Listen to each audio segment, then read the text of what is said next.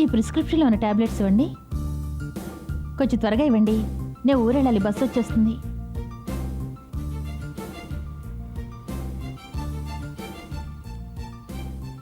Hi.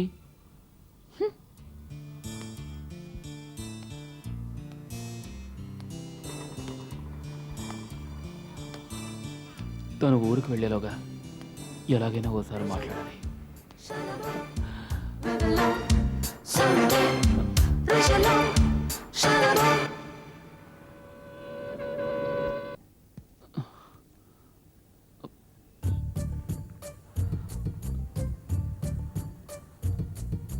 దేవుడా, తను ఎలాగైనా నాతో మాట్లాడాలి. Please please.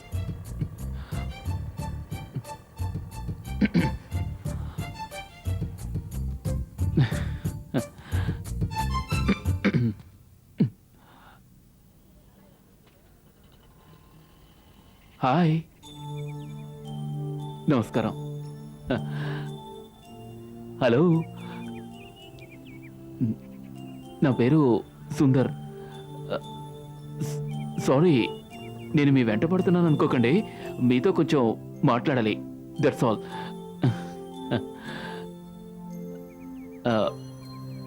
బస్సు కోసం వెయిట్ చేస్తున్నారా? బస్ స్టాండ్లో బస్సు కోసం వెయిట్ చేయకపోతే ఫ్లైట్ కోసం వెయిట్ చేస్తారా?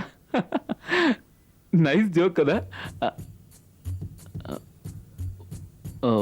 మీ ఇంట్లో అందరూ నాకు బాగా నచ్చారు, కానీ ఎందుకో మీరే మాట్లాడడం లేదు. అయ్యో, మీ అమ్మమ్మ అమ్మాజీ సో క్యూట్. ఏమన్నా అనండి, ఆవిడ గ్లామర్ మీకెవరికి రాదు. మీరు అందంగానే ఉన్నారు, లేదంటం లేదు. కానీ నాతో మీరు మాట్లాడరా? ఇది లవ్ కాదు, మీతో మాట్లాడాలనిపిస్తోంది అంతే. ప్లీజ్ మాట్లాడండి. మాట్లాడరా? మాట్లాడనా? ఏ నీకు ఇంకో పనేమీ లేదా? ఎప్పుడు నా వెనక తిరుగుతావెందుకు? నువ్వంటే ఇష్టం లేక దూరంగా వెళ్ళిపోతున్నాను. ఇదివరకే ఉన్న పగ చాలదా?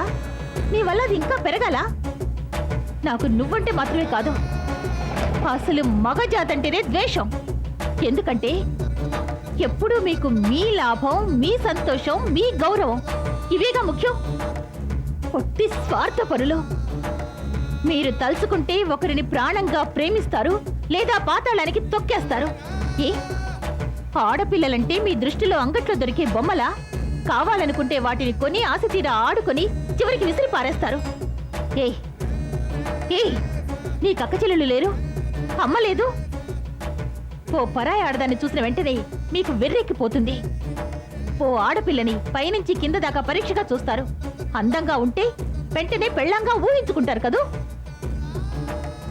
అందం అనేది రూపంలో లేదు, మనస్సులో ఉంటుంది. హే మిస్టర్, నువ్వనుకుంటున్నట్టు నేను సగటు ఆడపిల్లని కాదు. నాకు గౌరవం, స్వాభిమానం, లక్ష్యం అన్నీ ఉన్నాయి. చివరిసారి వార్నింగ్ ఇస్తున్నాను, ఈ మీనాక్షి గురించి నీకు తెలీదు. ఇంకోసారి నాతో మాట్లాడేందుకు ప్రయత్నించావంటే మర్యాద దక్కదు.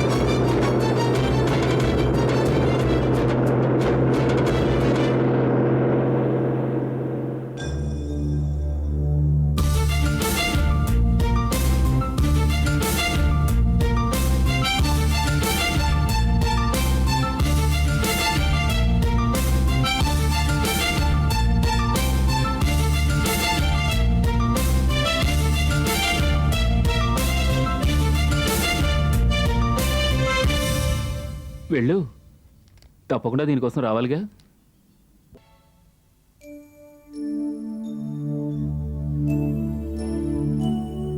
కృపా, చెప్పండి. మూడో ఇంట్లో ఉన్న సుమిత్ర కోడలికి కూతురు పుట్టిందట. ఆహా. నేనోసారి వెళ్ళి పలకరించొస్తాను. మబ్బులు బాగా కమ్మాయి, వర్షం వచ్చేలా ఉంది. ఒకవేళ వర్షం వస్తే ఇవన్నీ కాస్త లోపల పెడతావా? అందుకే అత్తయ్య గారు ఇక్కడ కూర్చుని మావయ్య గారి షర్ట్కి బటన్స్ కుడుతున్నాను. మీరు వెళ్ళండి, నేను చూసుకుంటాను. ఇప్పుడే వచ్చేస్తాను. పర్వాలేదు.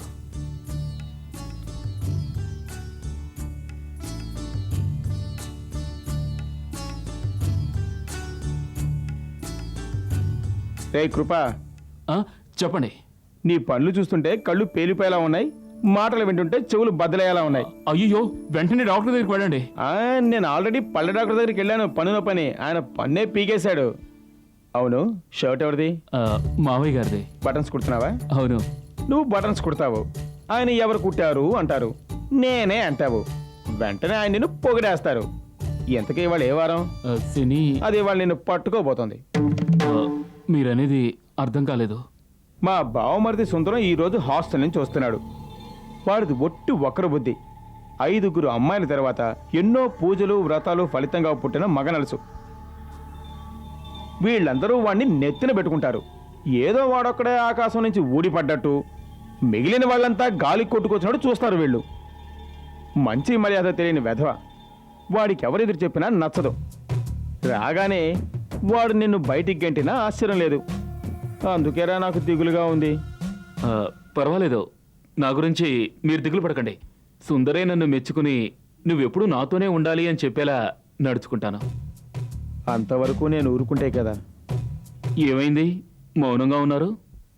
నువ్వు చేస్తావురా, నాకు తెలీదా? నువ్వు ఎవరికైనా సరే తుమ్మ జిగర్లా అంటుకుంటావు. అయినా సరే జాగ్రత్తగా ఉండు, అది నీకే మంచిది.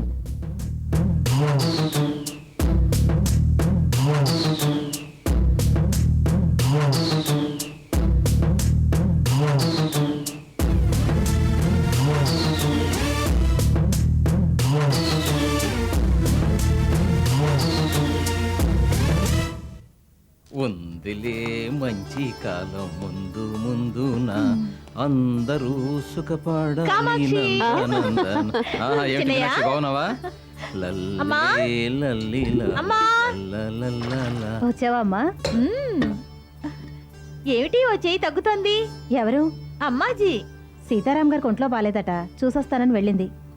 అయ్యయ్యో, కొంప ముంచింది. అమ్మాజీ వీధిలోకి వెళ్తే గొడవలు లేకుండా తిరిగి వస్తుందా?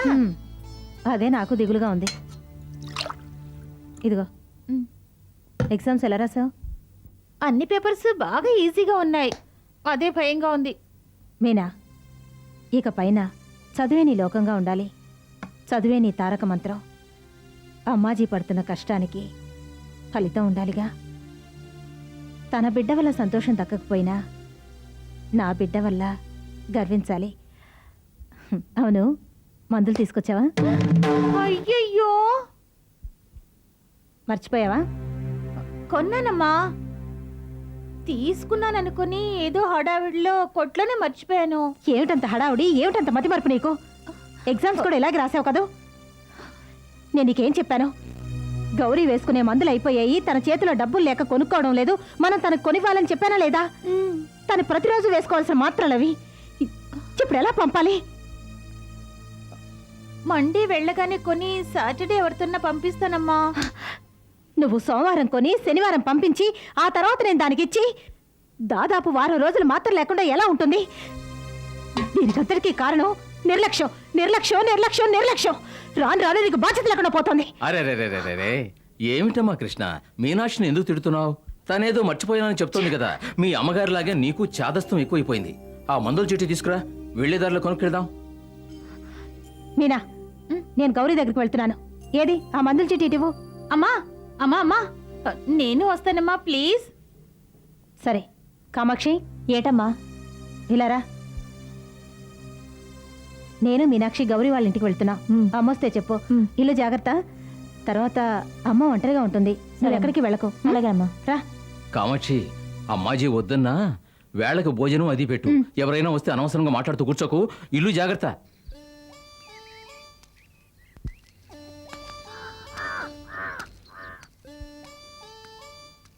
బామ్మగారు రేషన్కి వెళ్ళి వస్తున్నారా? చాలా బరువుగా ఉన్నట్టుంది, నేను సాయం చేయనా? కట్టుకున్న పెళ్ళానికి తిండి పెట్టి పోషించలేని నువ్వు మామగారింట్లో తిష్ట వేసి కూర్చున్నావు. నీ మొహానికి నువ్వు నాకు సహాయం చేస్తావా? కాళ్ళకున్నాయి చూసావా చెప్పులు? ఇవి నిన్ననే కుట్టించాను. ఆ?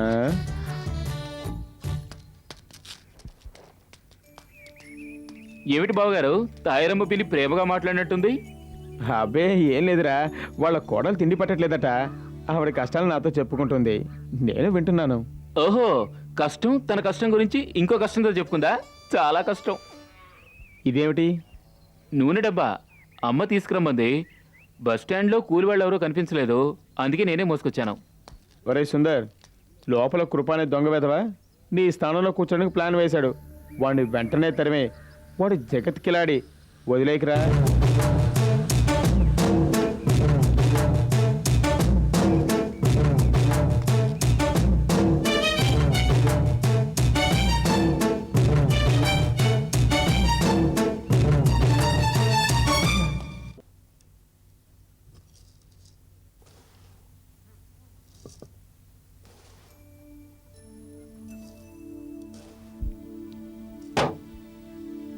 ఎవరయ్యా? ఏమిటది? నూనె. ఆ? ఓహో, బావగారు చెప్పిన కృప వీడేనా? కానీ నేనే సుందరనని చెప్పకుండా వీడికి ఒక గుణపాఠం నేర్పుతాను. అయ్యగారు, ఇంట్లో ఎవరు లేరా? లేరు, బయటికి వెళ్ళారు. అమ్మగారి తీసుకురమ్మన్నారు. సరే, అక్కడ పెట్టి వెళ్ళు. పెట్టి వెళ్ళాలా? మోసుకొచ్చినందుకు ఎవరిస్తారేమిటి?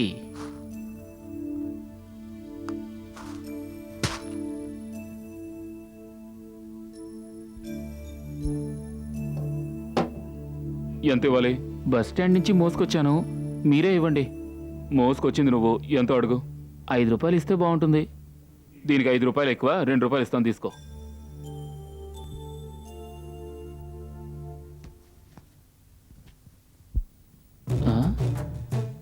నాన్న జేబులోంచి నేనే తీను?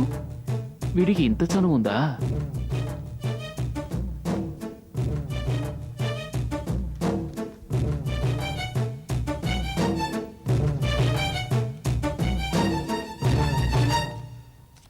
ఇదిగో, ఇందులో సంతకం పెట్టు. సంతకమా? ఎందుకు? మరి నీకు ఇచ్చినట్లు లెక్క రాయొద్దు. 2 రూపాయలకి లెక్క? అవునయ్యా, ఇంట్లో ఎవరూ లేరు, నూనె డబ్బా ఎవరు తెచ్చిపెట్టారని అడుగుతారు. అంతేకాదు, నా జేబులోంచి 2 రూపాయలు ఎవరు తీశారని మావయ్య అడిగితే నేనేం చెప్పాలి? సరే, నీ పేరేంటి? సుందరేశ్వరుడు. నాన్న పేరు సోమనాథ దీక్షితులు. అయ్యా అయ్యా, క్షమించండి అయ్యా, మీరే సుందరం తెలియక మిమ్మల్ని 2 రూపాయలకి లెక్క అడిగాను. కృప అంటే నువ్వేనా? అవును. నిన్ను చూస్తే మంచివాళ్ళ ఉన్నావు, బావగారు మరోలా చెప్పారే. ఎవరు? కోదండం గారా? ఆయన మీ గురించి నాతో మరోలా చెప్పారు. ఏం చెప్పారు? మీకు వక్రబుద్ధట, పొగరు బాగా ఎక్కువట, మర్యాద అంటే ఏమిటో తెలియదట. ఆయన బుద్ధి ఎప్పుడూ అంతే. ఆయన అందరం తంపులు పెట్టే కోదండపాణి అని పిలుస్తుంటాం. ఆయనకు మొదటి నుంచి ఒకరి మీద ఒకరికి చాడీలు చెప్పడమే అలవాటు. ఇక పైన మనిద్దరం ఒకటిగా కలిసి ఆయనకి గుణపాఠం చెప్దాం. అయితే ఆయన రూట్లోనే వెళ్ళి ఆయనకి పాఠం చెప్దాం. సార్. సారా? సార్ అని పిలవకు. అలా పిలిస్తే నేను పరాయివాడిని అయిపోతాను. తప్పకుండా వయసులో నీకంటే చిన్నవాడినే అయ్యుంటాను. ఒరే అనే పిలు, లేదా సుందరని పిలువు. మరి నువ్వు నన్ను ఒరే అనే పిలవాలి, సరేనా? అలాగే రా కృప.